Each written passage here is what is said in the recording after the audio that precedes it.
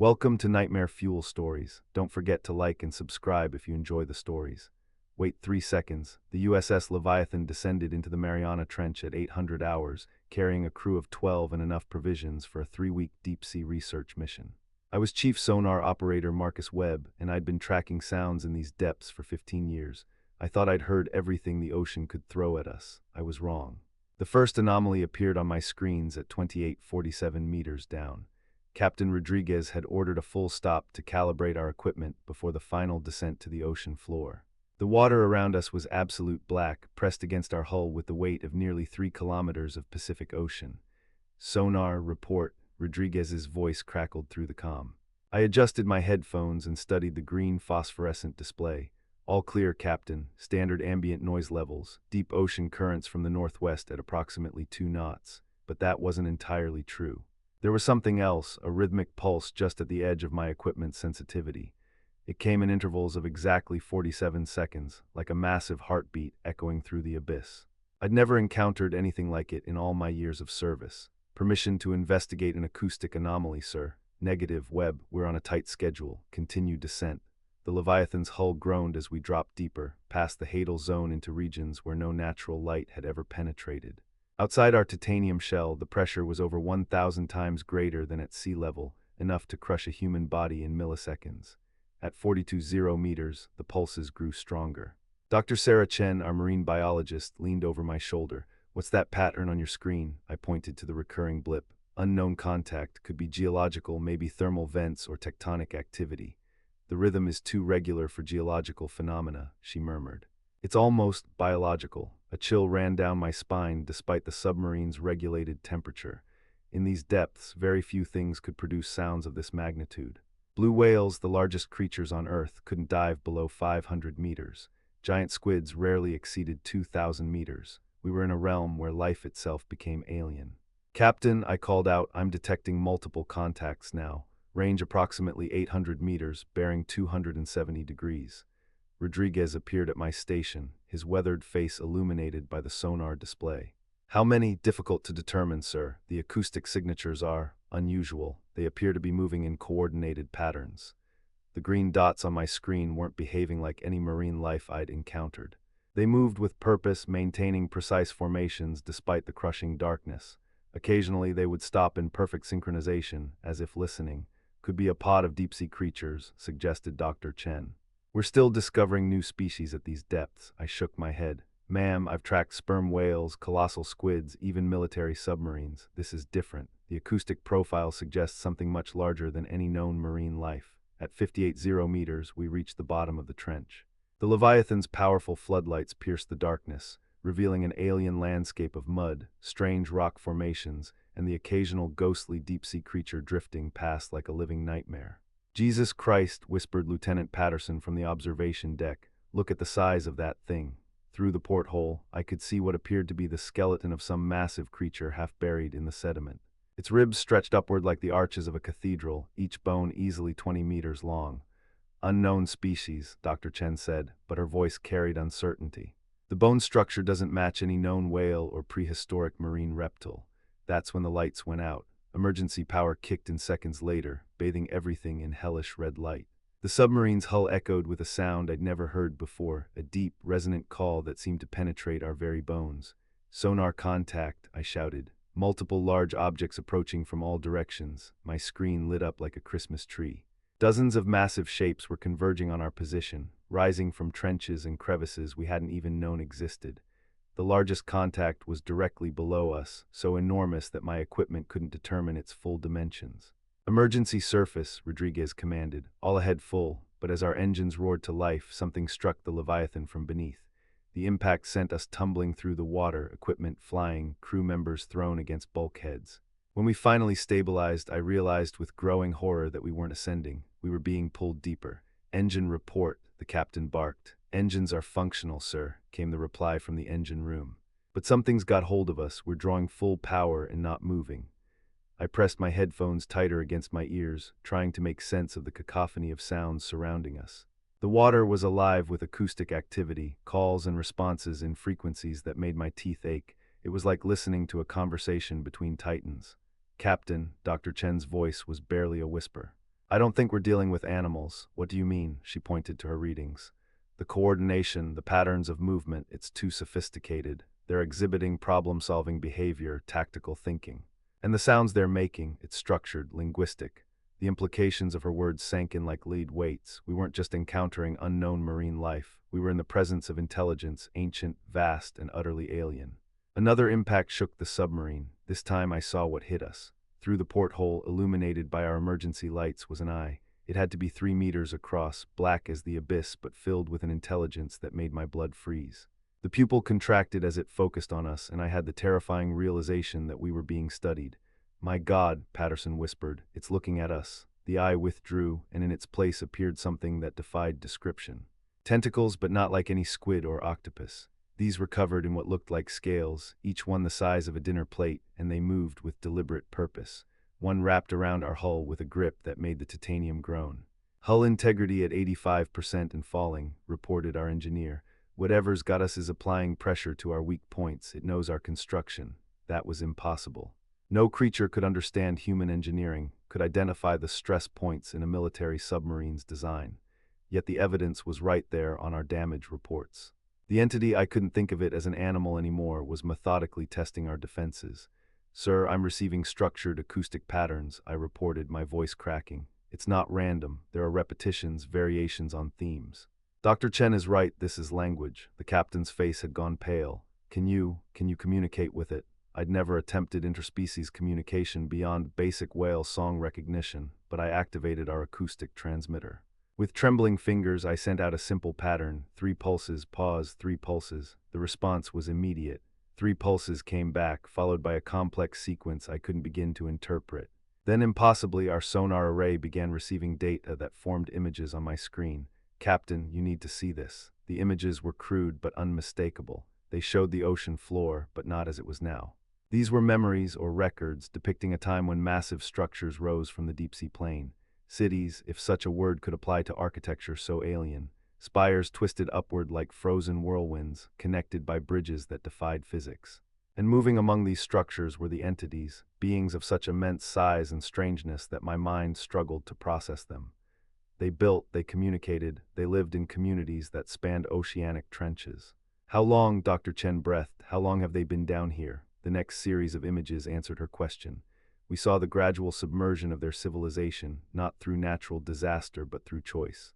As something changed in the world above, perhaps the rise of land-dwelling life, perhaps something else entirely, they had retreated deeper, adapting, evolving, waiting.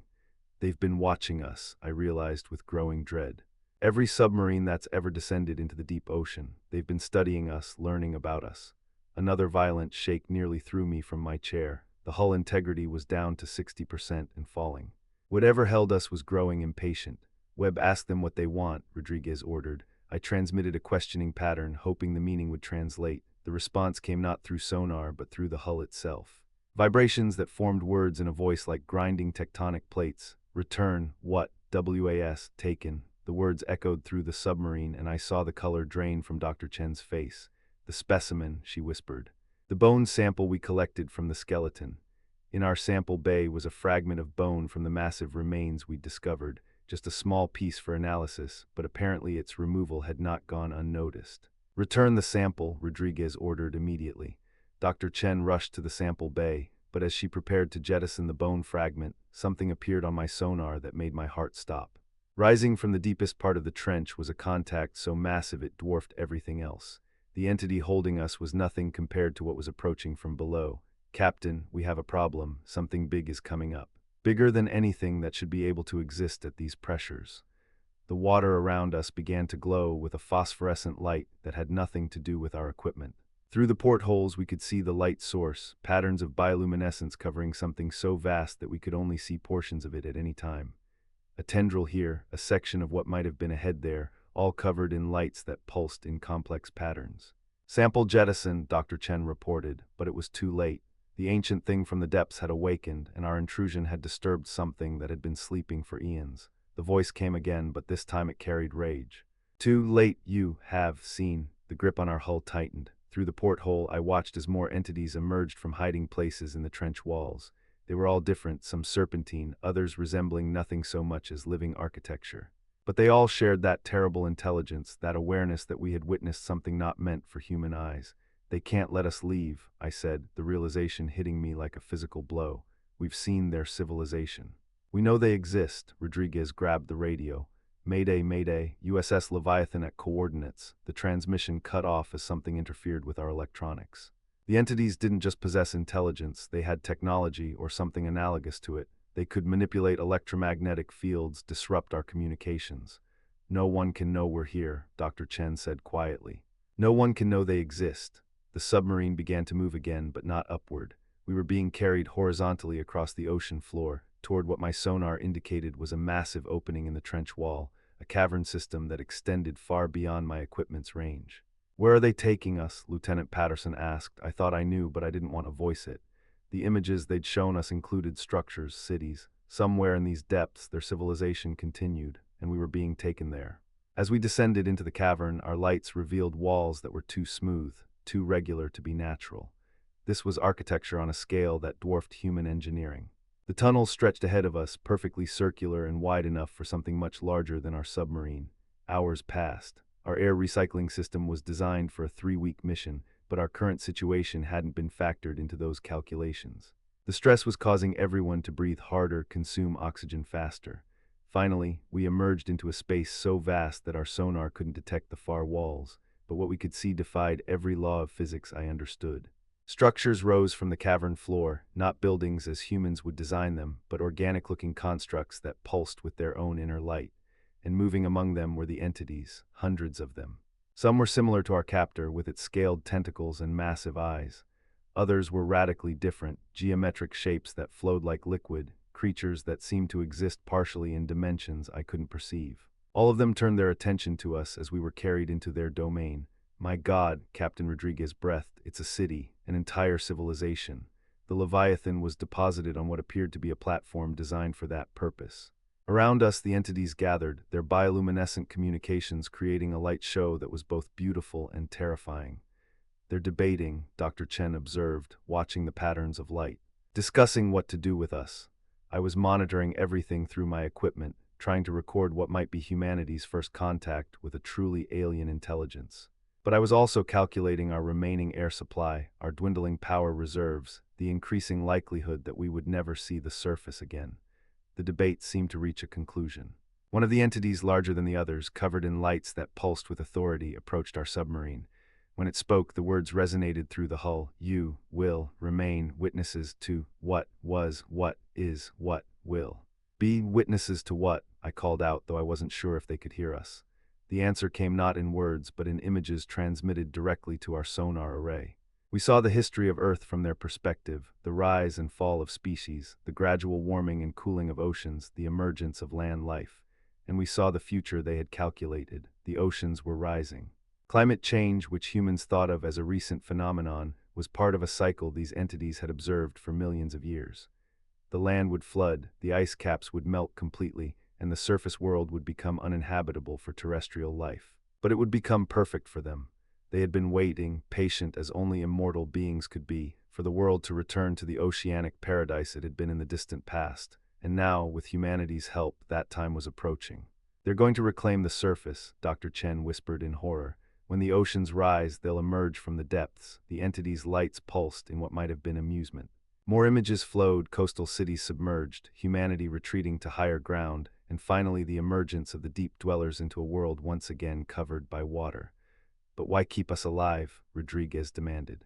"Why not just kill us?" The answer chilled me to the bone. We weren't prisoners, we were specimens, representatives of the species that had unknowingly prepared the world for their return. They wanted to study us, to understand the creatures whose industrial activity had accelerated the very climate change that would restore their dominion. Over the following days, or what felt like days in the timeless depths, we were kept alive through means I couldn't understand. Our air supply should have been exhausted, but somehow it remained breathable. Our power reserves held steady despite continuous use. They were sustaining us, keeping us healthy enough to serve our purpose. I watched through the portholes as more of their kind emerged from deeper tunnels.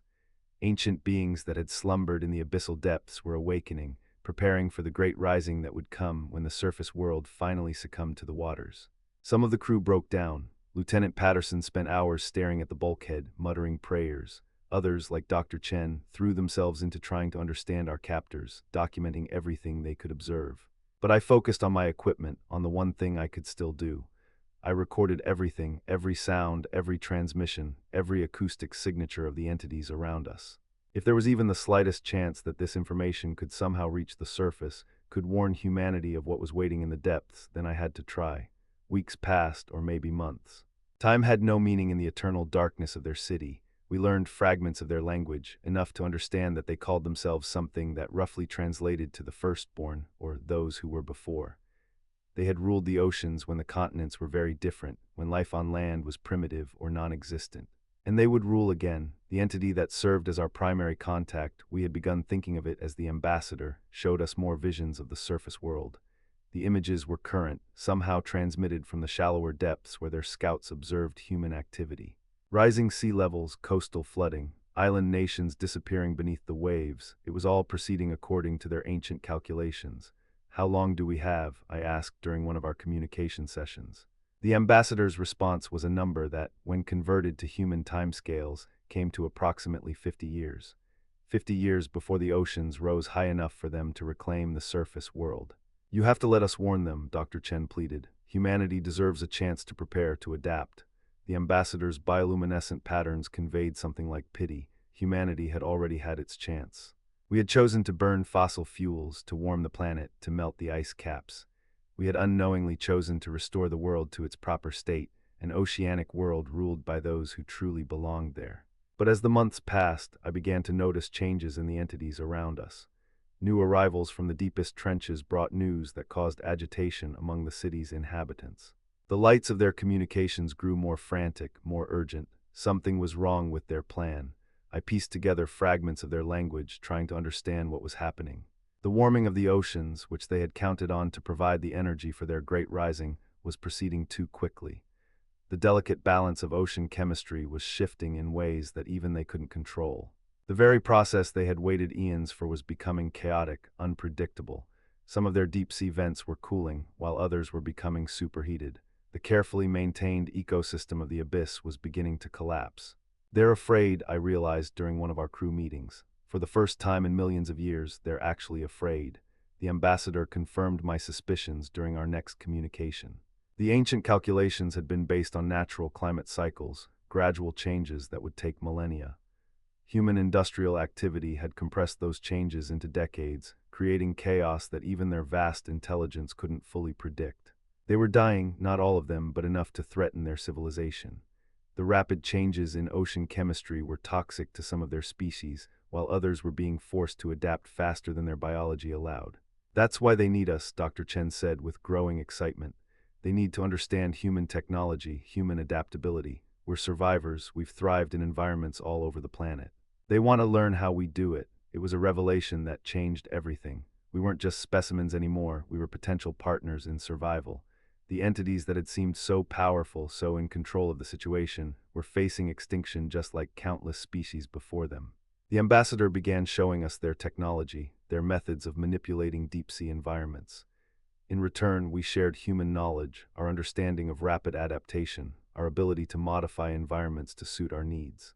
But as the collaboration deepened, I began to understand the true horror of our situation. The entities weren't planning to save their civilization in the depths. They were planning to abandon the dying abyss and colonize the surface world, using human knowledge to adapt to environments they had never inhabited. The rising oceans weren't just going to flood human cities. They were going to be filled with refugees from the deep, ancient beings with technology beyond our understanding and no regard for the species that already inhabited the surface waters.